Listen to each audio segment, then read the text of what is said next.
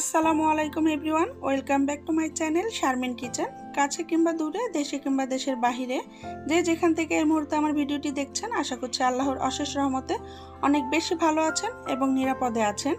আজ আমি আপনাদের সাথে শেয়ার করব অনেক বেশি মজার খেতে, সেটি হচ্ছে সুজির হালুয়া রেসিপি। শবে বরাত স্পেশাল সুজির হালুয়া। এটি খুবই সহজে তৈরি করা যায় এবং চটজলদি তৈরি করতে পারবেন। আশা করব আমার ভিডিওটি আপনাদের ভালো লাগবে। ভালো লাগলে লাইক, কমেন্ট ও শেয়ার করবেন ফ্যামিলি ও প্রিয়জনদের সাথে। আর একটি লাইক যেহেতু শেয়ারের কাজ করে, তো আপনাদের একটি লাইকের কারণে আমাকে আরও অনেকে দেখার সুযোগ পাবে। আর আমার আপু ও ভাইয়াদের কাছে অনুরোধ রইল, ভিডিওটি শুরু করার আগেই একটি লাইক দিয়ে ভিডিওটি কন্টিনিউ করবেন। তো চলুন দেখে নেওয়া যাক কীভাবে আমি এই সুজির হালুয়া তৈরি করি। তো প্রথমে চুলায় আমি প্যান বসিয়ে দিয়েছি, দিয়ে প্যানটা গরম করে নিয়েছি।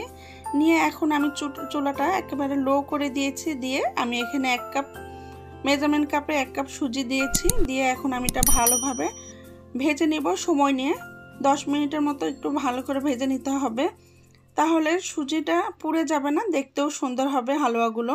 তো এর মাঝে আমি দিয়ে দিলাম 3টি স্টিক দিয়েছি দারচিনির, আর দিয়েছি এলাচ। যারা এই ফ্লেভারটা পছন্দ করেন না, চাইলে এটা স্কিপ করতে পারেন। আর এখানে দিয়ে দিলাম 2 টেবিল চামচ পরিমাণ ঘিটা দিতে অবশ্যই চেষ্টা করবেন। চাইলে তেল দিয়েও করতে পারেন, তবে ঘিটা দিলে টেস্ট অনেক গুণেই বেড়ে যায় আর অনেক সুন্দর একটা ফ্লেভার আসে। তো তারপরে আমি এটা সময় নিয়ে ধৈর্য ধরে ভেজে নিব। যখন দেখবেন ঝরঝরে হয়েছে এবং মুচমুচে হয়েছে, তখন বুঝে নিতে হবে সুজিগুলো ভাজা হয়ে গেছে। ঝরঝরে এবং মুচমুচে হলেই বুঝতে পারবেন যে সুজিটা কেমন ভাজা হয়েছে। এতক্ষণ সময় নিয়ে যেসব আপু ভাই আমার ভিডিও দেখছেন, লাইক, কমেন্ট ও শেয়ারের মাধ্যমে আমাকে উৎসাহিত করছেন, তাদেরকেও অসংখ্য অসংখ্য ধন্যবাদ। আর যেসব আপু ও ভাইয়া আমার ভিডিও দেখছেন কিন্তু লাইক দিতে ভুলে গিয়েছেন, প্লিজ একটি লাইক দিয়ে ভিডিওটি কন্টিনিউ করবেন। তো এরপরে দেখুন, চুলা ফ্লেমটি আমি কিন্তু একবারে লো করে রেখেছি এই পর্যায়ে। তারপরে এখানে দিয়ে দিলাম মেজারমেন্ট কাপে 3/4 কাপ গুঁড়ো দুধ, অর্থাৎ 4 ভাগে 3 ভাগ গুঁড়ো দুধ দিয়েছি। আর দিলাম এখানে 1.5 কাপ তরল দুধ। এখানে আমি দুধটি জাল দিয়ে ঘন করে নিয়েছিলাম। 500 গ্রাম দুধ জাল দিয়ে একটু ঘন করে নিয়ে সেই দুধটা আমি দিয়ে দিলাম এখানে। আর দিয়ে দিলাম 1 চিমটি লবণ। মিষ্টি খাবারে একটু লবণ দিলে খেতে কিন্তু অনেক ভালো লাগে, ব্যালেন্স ঠিক থাকে। আর 1 কাপ সুজির জন্য আমি এখানে দিয়ে দিলাম 1.5 কাপ পরিমাণ চিনি। দিয়ে এখন আমি সবগুলো উপকরণ দিয়ে ভালোভাবে মিশিয়ে নিচ্ছি। দলা পেকে এসেছে, এতে কোনো ভয়ের কারণ নেই। এটা এখন স্প্যাচুলা দিয়ে একটু চেপে চেপে এগুলো গলিয়ে নিতে হবে, তবে চুলার ফ্লেমটা কিন্তু একেবারেই লো করে রাখতে হবে। দিয়ে তারপর আমি ভালোভাবে নেড়ে নেড়ে মিক্স করে নিচ্ছি। এইভাবে যদি সুজির হালুয়াটা তৈরি করা হয়, খেতে কিন্তু ভীষণ ভালো লাগে। যারা এখনও ট্রাই করেননি, এইভাবে একবার হলো ট্রাই করবেন। খেতে কেমন লাগে চাইলে আমাকে কমেন্ট করে জানাতে পারেন। তারপরে দেখুন, এই যে আমি ভালোভাবে নেড়ে নেড়ে একবার মিশিয়ে নিয়েছি, কোনো কিন্তু এখন দলা পাকিয়ে নেই। খুব সুন্দর একটা দেখেন ডোর মতো হয়ে আসছে। এখন আমি এটা এইভাবে নেড়ে নেড়ে শুকিয়ে নিব।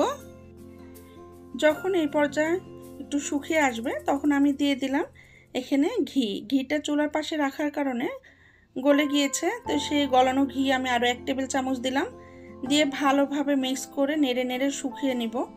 সুন্দর একটা ফ্লেভার আসছে, খেতে কিন্তু অসাধারণ হয়েছিল হালুয়াটা আমি শবে বরাত উপলক্ষে তৈরি করেছিলাম, কিন্তু সেই ভিডিওটি আমি আজকে দিলাম।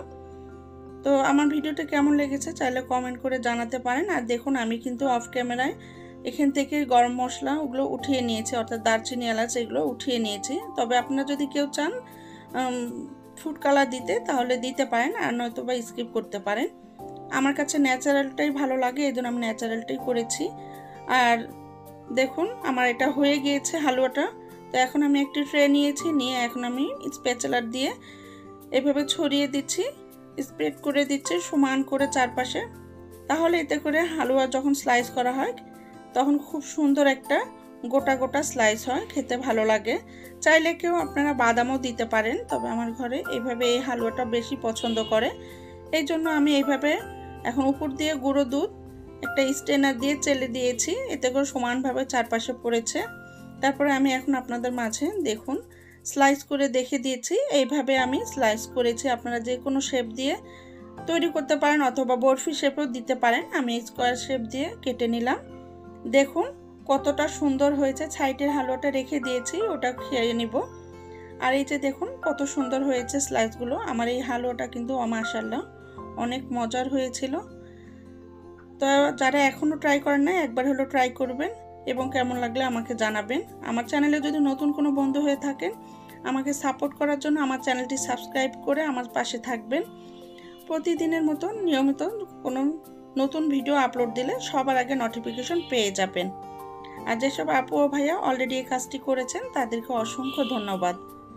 আর আমার শারমিন কেক অ্যান্ড পেস্ট্রি একটি পেজ আছে, পেজ থেকে দেখলে ফলো করবেন এবং একটি লাইক দিয়ে দিবেন। তো ভালো থাকবেন, সুস্থ থাকবেন, সবাই সবাইকে সাপোর্ট করবেন। আর স্প্যাম কমেন্ট করবেন না, অনেকে আছেন আমার চ্যানেলে স্প্যাম কমেন্ট করেন। প্লিজ আপুরা আপনার স্প্যাম কমেন্ট করবেন না। নিয়ম হলে সময় মেনে সবার পরিবারে চলে যাব। তো আজকের মতো এখানে বিদায় নিচ্ছি। আল্লাহ হাফিজ, আসসালামু আলাইকুম।